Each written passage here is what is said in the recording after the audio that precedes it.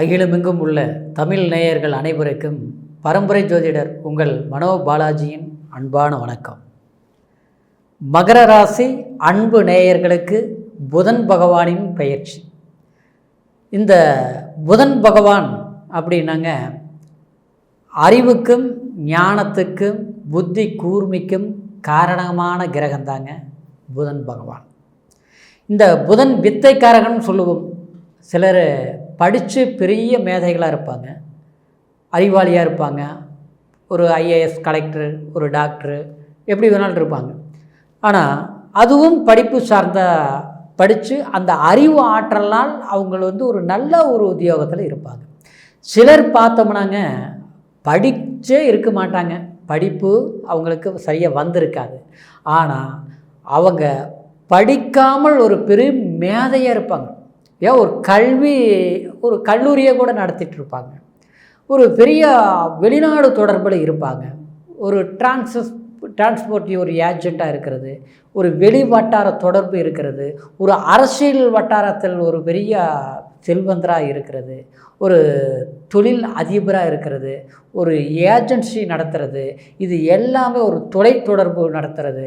இது அது மட்டும் கிடையாதுங்க, ஒரு கவிஞன் ஆகிறது, அடுத்தது ஒரு கதாசிரியர் ஆகிறது, ஒரு டைரக்டர் ஆகிறது, ஒரு சினிமா துறையில் பெரிய சாதித்து ஒரு பெரிய ஒரு அங்கீகாரத்தோடு வாழ்கிறது. இது எல்லாமே என்னென்னா இந்த புதன் ஆதிக்கம் தாங்க, இந்த புதனுடைய தொடர்பு. இந்த புதன் நல்ல நிலையில் இருந்தால் தாங்க அதெல்லாம் பண்ண முடியுங்க.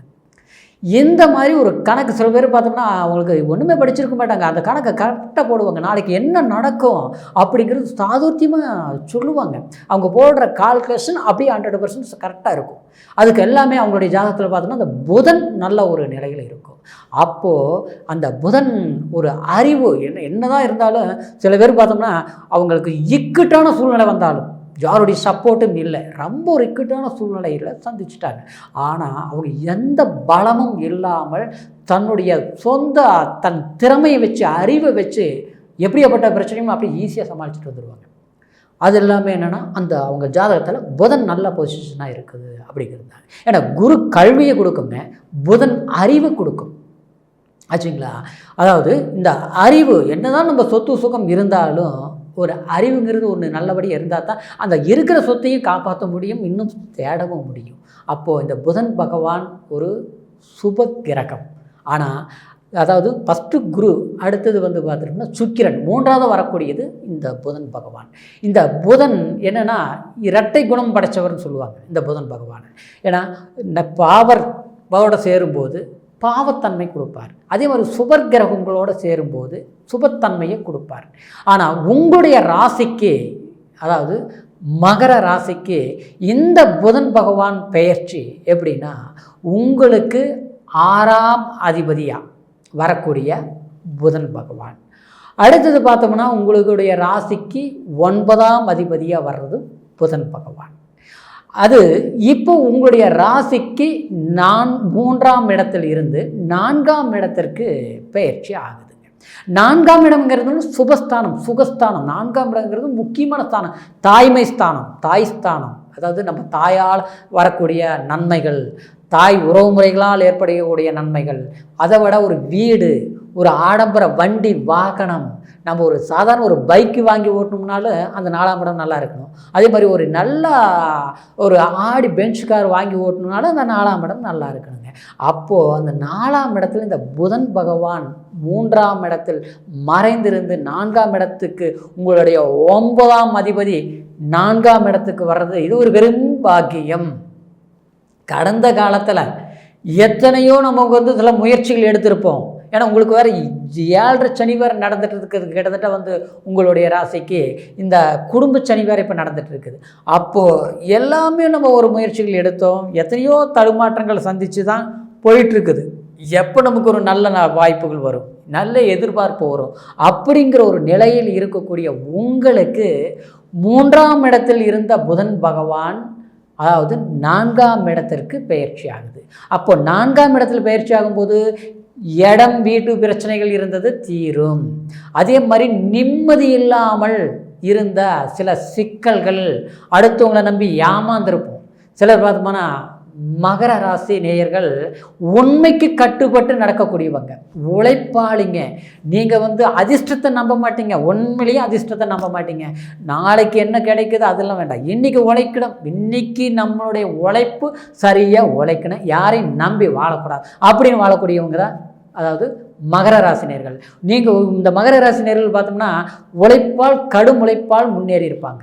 சிறு வயதிலிருந்தே கஷ்டப்பட்டிருப்பீங்க. அனுபவம் தான் உங்களுக்கு ஆழ்ந்த ஞானம் அப்படிங்க சொல்லக்கூடிய ஒரு நிலை. ஏன்னா 9ஆம் அதிபதியாக வர்றது புதன் தான். அப்போது எல்லாமே நீங்கள் அனுபவ ரீதியில் யாருக்கிட்டையுமே ஒன்று கேட்டு தெரிஞ்சு அறிஞ்சு ஒரு விஷயத்தை பண்ண மாட்டீங்க. சொந்த முயற்சியில் நீங்கள் ஒன்று சாதிப்பீங்க. அந்த நிலையில் இருக்கும்போது உங்களுக்கு இப்போ 4ஆம் இடத்துல வரக்கூடிய புதன் பகவானால் உங்களுக்கு வீடு வாசல் ஆடம்பரம் சொத்து வண்டி வாகனம் சில பிரச்சனைகள் இருந்திருந்தாலும் இந்த பிரச்சனைகள் நீங்கள் கண்டிப்பாக தீர்க்கும். அடுத்து பார்த்தோம்னா சில வீடு வாசல்ங்கிறது ஒரு வீடையே கூட நீங்கள் கட்டியிருப்பீங்க, பார்த்தோம்னா ரொம்ப நாள் நின்று போச்சு, வேலை செஞ்சு முடிக்க முடியல. ஏன்னா அதுக்கு வச்சுருந்த பணம் அடுத்தவங்களுக்கு கொடுத்துட்டு அந்த பணம் சேரல, இதனால் அந்த வேலை முழுசாக செய்ய முடியல, குறையாவே இருக்குது. அப்படிங்கிற வேலைகள் நீங்கள் செஞ்சு முடிப்பீங்க. எல்லாத்த விட பணம் சம்மந்தப்பட்ட விதத்தில் முடக்க நிலைகள் சந்திச்சுட்டு இருப்பீங்க. அந்த முடக்க நிலைகள் தீரும். பணம் வருது, எந்த பக்கம் போகுதுன்னு தெரிய மாட்டேங்குது. ஒன்று பார்த்தா மருத்துவ செலவுகள் வரும், இல்லையா அடுத்தவங்கக்கிட்ட கொடுத்து அந்த பணம் வரல, அதனால் இப்போ வர்ற பணம் நமக்கு பார்த்தல. இன்னொரு விதத்தை பார்த்தோம்னா ஏதாவது ஒரு தொல்லைகள் வந்துட்டு இருக்கும். அடுத்தவங்களால ஏதாவது ஒரு இடைஞ்சல், அடுத்தவங்களுக்கு ஒரு கஷ்டம்னா நிற்பாங்க, நீங்கள் நல்லது பண்ணுவீங்க, அதனால் பிரச்சனைகள் வர்றது. இந்த மாதிரி ஒரு சூழ்நிலைகள் எல்லாமே வந்ததெல்லாமே கண்டிப்பாக குறையும். இது 2024 மே மாதம் 10ஆம் தேதிங்க மீனத்தில் இருக்கக்கூடிய புதன் பகவான் உங்களுடைய ராசிக்கு 4ஆம் இடத்தில் வருதுங்க, செவ்வாயோட வீட்டுக்கு வருது. அப்போது இந்த காலகட்டத்தில் நமக்கு சில பிரச்சனைகளுக்கு நீங்கள் ஒரு முயற்சி எடுத்துனா முற்றுப்புள்ளி வைக்க முடியும்.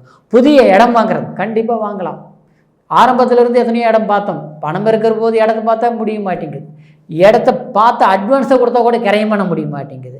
சில இடத்துல கிரையம் பண்ண இடத்துலேயே பிரச்சனையாக இருக்குது, சிக்கலாக இருக்குது, அப்படிங்கிறது கோர்ட்டு வரைக்கும் போயிட்டுருக்குது, பஞ்சாயத்தெல்லாம் நடந்துட்டு இருக்குது, தீர்வு ஆக மாட்டேங்குது, அது செலவு மேலே செலவு பண்ணிகிட்டு இருக்கிறங்க அப்படிங்கிறவங்களுக்கு அந்த மாதிரி சில பிரச்சனைகளுக்கு நீங்கள் ஒரு முடிவு கிடைக்கும், முற்றுப்புள்ளி கிடைக்கும். சிலருக்கு பார்த்தோம்னா வெளிநாடு யோகம், அயல்நாடு யோகம், கண்டிப்பாக தூரமாக போய் ஒரு நமக்கு எதிர்பார்க்கக்கூடிய சம்பளம் கம்மியாக இருக்குது, குடும்பத்தில் எக்கச்சக்கமான சில பிரச்சனைகள் இருக்குது, கடன் ஆகிப்போச்சு, கடன் சுமைகள் அதிகமாகி போச்சு, அதிகமாக சம்பாதிக்கணும்னு ஆசைப்பட்றேன், தூரமாக போனாலும் பரவாயில்ல, சம்பளம் அதிகமாக இருக்கணும், நல்ல வேலையாக இருக்கணும் அப்படின்னு எதிர்பார்க்குறவங்களுக்கு கண்டிப்பாக உங்களுடைய உழைப்புக்கு தகுந்த இடம், ஒரு வேலை வாய்ப்பு கண்டிப்பாக அமையும். சிலருக்கு கல்வியில் நாட்டம் குறைஞ்சிருக்கும். கல்வியில் நாட்டம்னா பயம், படித்தா மறதே, சரியாக படிப்பு வர மாட்டேங்குது, படிக்க முடியுமா முடியாதுன்னு தெரியல அப்படிங்கிறவங்களுக்கு கல்வியில் கொஞ்சம் மாற்றம் கிடைக்கும்.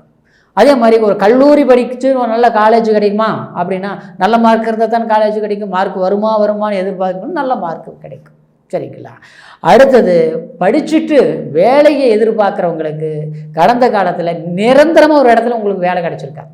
மகர ராசி நேயர்களுக்கு ஒவ்வொரு முறையும் பார்த்தோம்னா ஒரு 3 மாதம் ஒரு இடத்துல வேலை பார்ப்பீங்க, 6 மாதம் ஒரு இடத்துல பார்ப்பீங்க, நிரந்தரம் இல்லை, அலைச்சல்.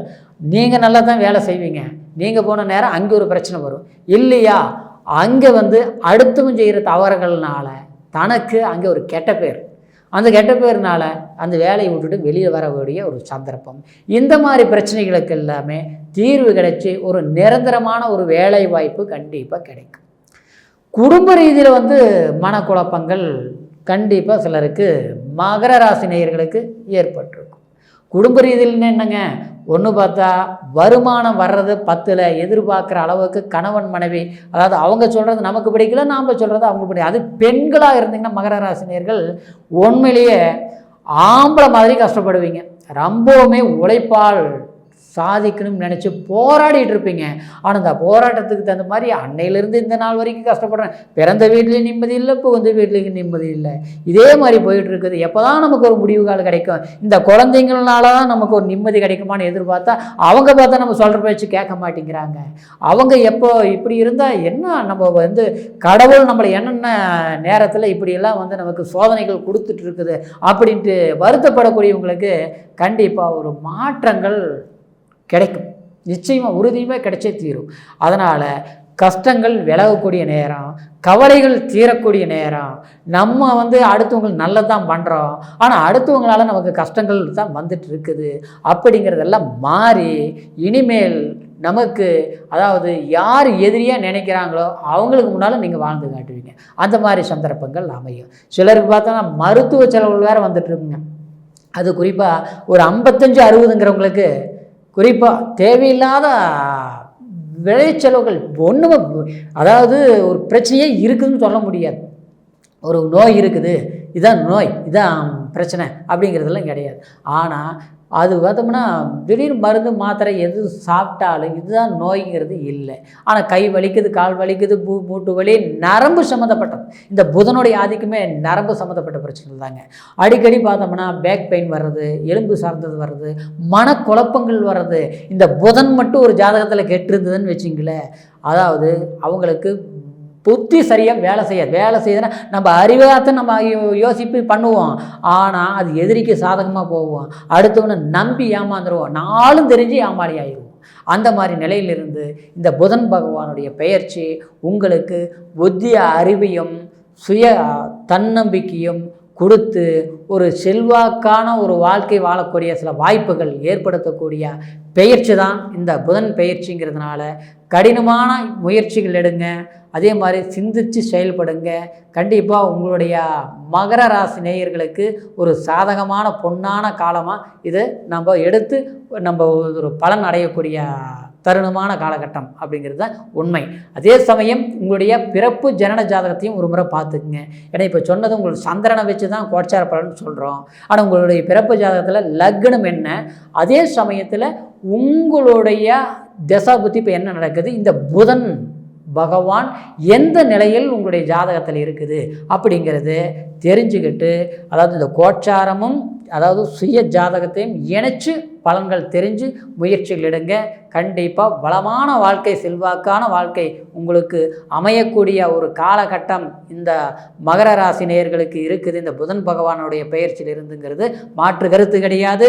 எங்கிட்ட ஜாதகம் பார்க்கணும்னு நினச்சிங்கன்னா கீழே இருக்கிற நம்பருக்கு ஃபோன் செய்து எந்த சந்தேகமானாலும் கேட்டு முழுமையான பலன்கள் தெரிஞ்சு கண்டிப்பாக உங்களுடைய வாழ்க்கை செல்வாக்காக வளரக்கூடிய ஒரு வாய்ப்பாக அமையும் அப்படிங்கிற இந்த பதிவில் சொல்லிவிட்டு மீண்டும் அடுத்த ஒரு பதிவில் சந்திக்கிற வரைக்கும் நன்றி, வணக்கம்.